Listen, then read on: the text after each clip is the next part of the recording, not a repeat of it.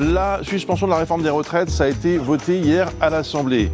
On sait que ça va coûter cher. Bon, mais comment on va financer ça? C'est la question qui se pose. L'impôt, quelle surprise! Il n'y a absolument aucune entourloupe. Suspension de la réforme des retraites, c'est le tribut payé par le gouvernement à la gauche pour durer.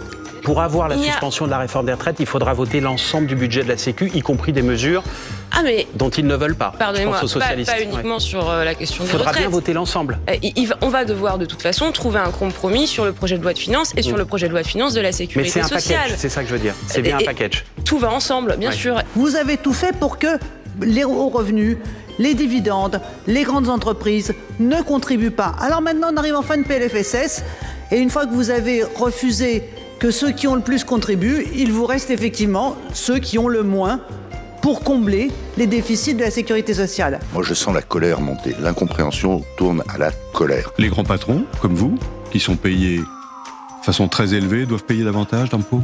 Écoutez, j'en paye suffisamment. Les aides aux entreprises, c'est 200 milliards d'euros par an. C'est 3 fois le budget, par exemple, de l'éducation nationale. Nous devons, pour garantir cette croissance, non pas seulement dire aux entreprises qu'on les aime, mais bien leur donner des preuves d'amour. Le salaire que je reçois en numéraire est plutôt de 4 millions d'euros, sur lequel je paye 2 millions d'euros d'impôts, 1 million d'euros d'impôts. Après, j'ai des actions. Ce qui n'est pas sain, c'est ce réflexe français de croire que tout ce qui a été gagné honnêtement doit être repris, redistribué, recyclé. C'est quoi les conséquences de la crise? Les conséquences, c'est que ceux qui peuvent partir, partent. Et ils ont raison. Mais l'égalité ne doit pas être l'enfant de la jalousie. Ce n'est pas en brisant les ascenseurs qu'on aide ceux qui sont au rez-de-chaussée. Et le total, si j'ose dire, pardon le mauvais jeu de mots, le total c'est quoi? Le total absolu. Le total, si vous valorisez toutes les actions, c'est à peu près une dizaine de millions d'euros.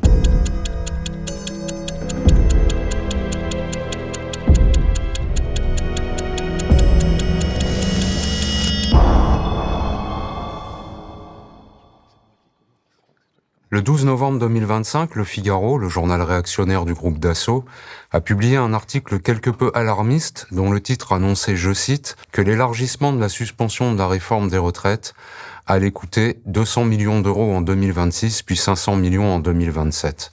Dit comme ça, évidemment, c'est très impressionnant. Et ça tombe très bien, puisque précisément l'objectif du Figaro est de persuader son lectorat que la simple suspension de cette réforme, dont une large majorité de Français réclament en réalité l'abrogation pure et simple, serait, je cite toujours, une abomination horriblement onéreuse, puisqu'elle coûterait donc 200 à 500 millions d'euros par an à la collectivité. Mais ces montants, qui paraissent donc très considérables à première vue, sont tout à fait modiques si on les compare à d'autres dépenses publiques, incomparablement plus coûteuses. Les aides aux entreprises, c'est 200 milliards d'euros par an. C'est 3 fois le budget, par exemple, de l'éducation nationale. En 2011, par exemple, 2 sénateurs avaient relevé dans un avis parlementaire passé relativement inaperçu que cette année-là, le développement du Rafale, le nouvel avion de combat du groupe Dassault, avait déjà coûté à l'État français la bagatelle de 43,56 milliards d'euros, une coquette somme. Pour le dire autrement, cet avion, qui a ensuite été vendu par le groupe Dassault à quelques acheteurs fort peu recommandables, comme l'Égypte du maréchal Sissi, avait déjà coûté à ce moment-là 215 fois plus cher que la suspension de la réforme des retraites. Combien ? Mais bien sûr, à aucun moment le Figaro du groupe Dassault n'avait considéré qu'une telle dépense était abominable. Nous devons, pour garantir cette croissance, non pas seulement dire aux entreprises qu'on les aime, mais bien leur donner des preuves d'amour. Et ces preuves, c'est la stabilité que nous pouvons leur offrir, c'est les conditions d'investissement que nous pouvons leur garantir, c'est aussi de travailler sur leurs conditions de financement. Chacun puisse se dire que c'est bien en France qu'il a les relais de la croissance, les relais de l'emploi, et donc derrière, pour nous tous, pays, le financement de notre protection sociale, le financement de nos priorités assurées par un pays qui retrouve de la croissance. Le 13 novembre, le média en ligne Orient 21 a publié une remarquable tribune du sociologue franco-palestinien Sali Hanafi, consacrée, je cite, au lendemain de la guerre à Gaza. Hanafi explique dans un paragraphe introductif que cette tribune lui avait été commandée 15 jours plus tôt par le journal Le Monde, qui a finalement refusé de la publier, au motif qu'elle évoquait, je cite, le droit des Palestiniens à la résistance armée, et que cela ne correspondait pas à la manière d'aborder les choses de ce vénérable quotidien dit de référence, qui semble donc toujours ignorer en 2025 qu'il y a fort longtemps, comme le rappelle Sali Hanafi, que le droit international reconnaît précisément ce droit aux Palestiniens. Moi, je n'ai pas condamné la résistance. La résistance est inscrite dans le droit international et protéger les populations opprimées ont le droit à résister l'oppression. Ça, c'est le droit. Et c'est aussi ce que on a du mal à l'accepter, bien sûr, en Occident, parce que ça, c'est la conquête de la décolonisation imprimée dans l'espace international. Le lendemain, le 14 novembre, donc, Le Monde a en revanche publié une étonnante tribune de la sociologue militante Nathalie Hainich, justifiant la censure d'un colloque sur la Palestine qui devait se tenir ce jour-là au Collège de France, mais qui avait été annulé après l'intervention de plusieurs groupes de pression et de Philippe Baptiste, ministre de l'Enseignement supérieur. En l'espace de 2 semaines, donc, Le Monde a d'abord refusé de publier une excellente tribune sur le devenir des Palestiniens, puis il a ensuite accepté d'en publier une autre qui approuvait l'interdiction d'un colloque universitaire consacré à la Palestine. Vu de loin, ça pourrait presque commencer à ressembler à quelque chose comme une ligne éditoriale assez surprenante. Dans cette chronique, on s'attarde un peu plus longuement que d'habitude sur la façon dont la presse et les médias mainstream traitent ou maltraitent l'actualité, parce que, comme l'ont relevé les camarades de l'association Acrimed dans le dernier numéro de leur excellente revue trimestrielle de critique des médias, la façon dont le journalisme dominant organise le débat public est un symptôme toujours plus inquiétant de la radicalisation de la classe dirigeante et de ses relais, qui nous rappelle, comme le dit aussi Acrimed, l'urgence d'inscrire la question des médias dans le champ politique. Bien sûr, quand c'est la presse réactionnaire qui entortille les faits et qui use régulièrement d'un vocabulaire destiné à biaiser leur présentation et leur interprétation, on est très moyennement surpris. Ce fameux grand remplacement. Je voulais que nous parlions de l'immigration pour commencer. Ceux qui mènent la danse, c'est pas les gauchistes, c'est les islamistes. Oui, il y a de l'islamo-gauchisme dans la société française. Islamisme, gauchisme, les liaisons dangereuses. Puisqu'il y a pas mal de temps déjà que ces médias lourdement subventionnés ne font même plus semblant de ne pas être des organes de propagande droitistes. Ce qui arrive en Occident, au Danemark, en Angleterre, en Italie, n'a pas besoin de CNews pour arriver, ni d'Europe 1. Mais il est plus préoccupant que des rédactions qui sont généralement considérées comme moins partiales fassent-elles aussi preuve, pour le dire gentiment, d'une légèreté qui a évidemment des effets politiques très concrets. Il lève des fonds pour l'UNRWA, c'est une agence onusienne qui est accusée de collusion avec le Hamas. Madame, ça, c'est pas un problème aussi. Franchement, vous vous rendez compte de la question que vous êtes en train de me poser? L'UNRWA, c'est une agence humanitaire qui ouvre des écoles pour les enfants palestiniens. Et vous êtes en train de reprocher à Zoran Mamdani de financer l'UNRWA. Vous savez que la France finance l'UNRWA? Le 15 novembre, par exemple, et pour revenir à ce quotidien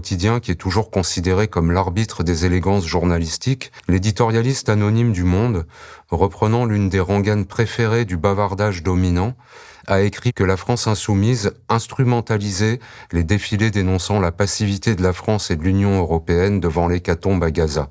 Bien évidemment, et comme toujours en de tels cas, ce commentateur n'a produit aucun élément pour étayer cette affirmation rocambolesque, dont le lectorat du Monde était donc prié de croire qu'elle se suffisait à elle-même, comme s'il s'agissait d'une vérité révélée. Mais il est vrai aussi que de tels raccourcis épargnent à ce lectorat la fatigue d'avoir à se poser quelques questions relativement basiques, et de se demander par exemple si le fait que la gauche insoumise dénonce depuis 2 ans les massacres perpétrés à Gaza par l'armée israélienne ne signifie pas tout simplement que cette gauche fait preuve d'une sensibilité relativement ordinaire aux souffrances des Palestiniens, ou de se demander pourquoi la presse et les médias mainstream réservent ce genre d'attaque fielleuse à cette gauche et ne prétendent jamais, par exemple, que les partis de droite instrumentaliseraient les manifestations de soutien à l'État israélien. Ce discours est à vomir, Gauthier. Véritablement, c'est un discours qui est inhumain, qui est dégradant pour l'ensemble des personnes qui veulent maintenir les Lumières en France. Aujourd'hui, à l'hôtel de ville, on voit des drapeaux, justement des drapeaux de la haine. Ce qui est consacré aujourd'hui, c'est le palestinisme. Et en fait, ce discours-là, il est en train de détruire la société française et notre fraternité. Et je pense aux dômes de fer, je pense aux roquettes. Tous les jours, je pense aux enfants qui sont traumatisés. Il dit une vie égale une vie égale une vie, c'est la propagande du Hamas. Le 15 novembre, une messe en hommage au maréchal Pétain, qui avait très gentiment été autorisée par l'archevêque de Metz, a été célébrée à Verdun.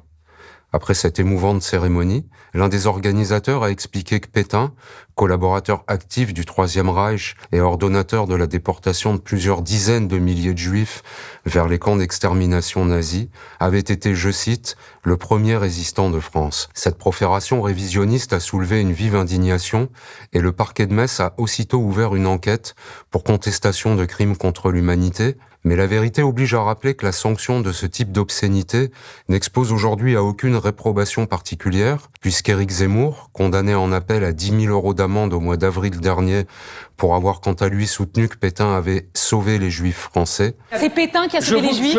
Je vous engage. Pétain a sauvé les Juifs. Mais répondez-moi oui, non. Il a sauvé des Juifs français, oui. Est toujours considéré comme un hôte de choix par la plupart des rédactions parisiennes, comme par exemple celle du Figaro, qui manque rarement une occasion de lui ouvrir ses pages. Passer par l'arrière, organiser ce passage par l'arrière, c'est lâche. Mais tous ces fachos, excusez-moi du terme, qui m'insultent en permanence sur les réseaux sociaux, ce sont des lâches. Monsieur le maire, vous avez pu échanger échanger avec ces personnes. Et on ne lâchera pas. Il promeut la haine de l'autre, l'intolérance. J'ai dit et je martèle que Pétain est l'antithèse de l'humanité. Et célébrer une messe en hommage à Pétain ici dans la capitale de la paix, cité de l'universalité, c'est inconcevable. Le 18 novembre, une obscure revue a publié un sondage réalisé par l'IFOP qui montrait, selon ses commanditaires, une radicalisation des jeunes musulmans. Ce sondage, dont plusieurs organisations musulmanes considèrent qu'il viole le principe d'objectivité posé par la loi de 1977 relative à la publication et à la diffusion des sondages d'opinion, qu'il se fonde sur des questions orientées et qu'il se focalise sur des résultats minoritaires mis en avant à des fins polémiques, a bien évidemment été acclamé par la presse réactionnaire, qui ne rate jamais une occasion d'entretenir dans l'époque un climat de défiance et d'hostilité à l'égard de la religion musulmane. Il y a un changement de population, je sais que c'est interdit d'en parler, mais parlons-en quand même. Ou appelons-le autrement, puisque ce mot est maudit, si c'est pas un grand remplacement, c'est un grand changement, disons-le. Il y a 40 ans, il y avait 1% de la population, pour ne parler que de cela, qui se déclarait musulmane. Aujourd'hui, il y en a 7%. Ça veut dire que dans 40 ans, s'il y a la même progression, le même trend, cette fois 49%. Nous avons le devoir de nous poser de cette question, nous le devons à nos petits-enfants. Dans ce concert de louanges, un journal s'est une fois de plus particulièrement illustré. C'est le Figaro, du groupe Dassault, qui a publié le 18 novembre un éditorial appelant à résister à ce qu'il appelait l'islam conquérant. L'auteur de cet édito, directeur adjoint de la rédaction, affirmait notamment que la France insoumise avait, je cite, pris le parti de l'islam radical et que cela se voyait notamment dans le fait que Jean-Luc Mélenchon avait, je cite toujours, appelé la jeunesse étudiante à poser des drapeaux palestiniens partout où c'est possible. Fin de citation. Dans le monde réel, il n'y a bien sûr aucun rapport entre l'islam et la dénonciation du massacre des Palestiniens qui mobilise des militants de toute appartenance et de toute confession. Mais le raccourci emprunté par cet éditorialiste du Figaro, qui passait donc en l'espace de quelques lignes de la stigmatisation des musulmans à celle des Palestiniens, offre un édifiant aperçu de l'imaginaire de la presse de droite et d'extrême droite, qui n'en finit jamais d'entretenir dans l'opinion le fantasme d'un danger arabo-musulman. Les frères musulmans ont théorisé le fait d'utiliser, d'instrumentaliser les partis de gauche. Pourquoi ? Parce qu'étant révolutionnaires, ils sont naturellement portés à pas se demander quelle société ils vont faire naître, mais à vouloir abattre le pouvoir qui est en place. Une fois qu'on a le pouvoir, comme les religieux sont beaucoup plus puissants que les gauchistes se sont toujours fait tuer, mais apparemment ils n'apprennent pas puisqu'ils recommencent toujours les mêmes erreurs. Le 18 novembre, toujours, la Cour des comptes a publié un rapport consacré au pacte Dutreil, un dispositif fiscal qui allège très considérablement l'impôt sur la transmission de certaines entreprises familiales. Comme l'a relevé le journal L'Humanité, ce mécanisme coûte à la collectivité la bagatelle de 5 à 8 milliards d'euros par an, et il profite principalement à une minuscule minorité de 1% des héritiers. Concrètement, 110 personnes se sont ainsi partagées la coquette somme de 3,5 milliards d'euros d'exonération fiscale pour la seule année 2024. Plus généralement, et comme l'a montré une note récemment publiée par la Fondation Jean Jaurès, qui n'est pas exactement un repère de gauchistes énervés, ce sont 9 000 milliards d'euros qui vont être transmis par les Français les plus âgés à leurs enfants dans le cours des 15 prochaines années, pour le plus grand bénéfice, là encore, d'une minorité de privilégiés. 9 000 milliards d'euros, c'est à peu près 3 fois le montant de la dette publique française, dont la droite ne cesse de brailler qu'il faut absolument la réduire pour éviter un désastre économique et financier. Pour dire stop à la dette et un plan pour dire en avant la production. Et bien sûr, ces chiffres pourraient inspirer quelques idées simples et de bon goût, comme celle de prélever une petite partie de ces héritages pour combler le déficit public qui nous est quotidiennement présenté comme catastrophique. Mais pour les droites françaises, qui prospèrent dans le creusement des inégalités, Il n'est évidemment pas question de taxer les héritiers quand il est si facile de ponctionner plutôt les pauvres pour maintenir les privilèges des riches. Ce qui n'est pas sain, c'est ce réflexe français de croire que tout ce qui a été gagné honnêtement doit être repris, redistribué, recyclé. Un héritage, madame, ce n'est pas un truc qui tombe du ciel. C'est le fruit d'une vie de travail, de risque, de responsabilité. Mais l'égalité ne doit pas être l'enfant de la jalousie. Ce n'est pas en brisant les ascenseurs qu'on aide ceux qui sont au rez-de-chaussée. Le 20 novembre, Yaël Braun-Pivet, la présidente macroniste de l'Assemblée nationale, a très sérieusement demandé aux députés d'arrêter de publier des photos des bancs de leurs adversaires politiques au sein de cette Assemblée lorsque ces bancs sont vides, pour éviter, je cite, de stigmatiser ces élus qui ne sont pas présents à leur poste de travail. On pense qu'il y a une balance qui nous a donné. Ça, je le garantis qu'on a été balancé. En d'autres termes, quand ces parlementaires qui pratiquent l'absentéisme sèchent les séances auxquelles ils sont en principe tenus de participer, il ne faut surtout pas le dire et surtout pas le montrer parce que ça nuirait à leur image. Et c'est très aimable, mais il peut arriver qu'Yaël Braun-Pivet fasse preuve de beaucoup moins de compassion. Elle ne s'est par exemple jamais élevée contre le renforcement constant du contrôle des chômeurs, dont les macronistes ne cessent de suggérer avec beaucoup d'insistance qu'ils ne s'acquittent pas de leurs obligations, ou contre le déremboursement des arrêts maladie des salariés, dont ils suggèrent donc avec la même insistance que leurs absences seraient injustifiées. En résumé, le macronisme est encore et toujours une gigantesque tartufferie où les chômeurs et les salariés sont systématiquement présentés comme des fainéants et des profiteurs, mais où les députés du parti présidentiel qui ne font pas leur boulot sont très gentiment excusés. Je serai d'une détermination absolue et je ne céderai rien, ni aux fainéants, ni aux cyniques, ni aux extrêmes. Le 21 novembre, Nicolas Sarkozy, ancien chef de l'État français condamné notamment à 5 ans de prison ferme pour association de malfaiteurs, a annoncé la parution d'un nouveau livre consacré à ces 3 petites semaines d'incarcération à la prison de la Santé à Paris. À partir de maintenant, c'est moi qui récompense. Et c'est moi qui punis. Qui êtes-vous? Je suis le comte de Monte Cristo. Il a publié un court extrait de cet ouvrage dans lequel il explique, je cite, « qu'à l'image du désert, la vie intérieure se fortifie en prison ». Fin de citation. Et ça paraît très profond, mais on est tout de même bien obligé de remarquer que dans la vraie vie, il est assez rare, pour ne pas dire tout à fait rarissime, que le désert se fortifie en prison, pour la simple et bonne raison qu'il est très rare, pour ne pas dire tout à fait rarissime, que le désert écope d'une peine de prison, pour association de malfaiteurs par exemple. Les cons, ça ose tout. Et c'est même à ça qu'on les reconnaît. Merci d'avoir suivi cette chronique, à dans 15 jours.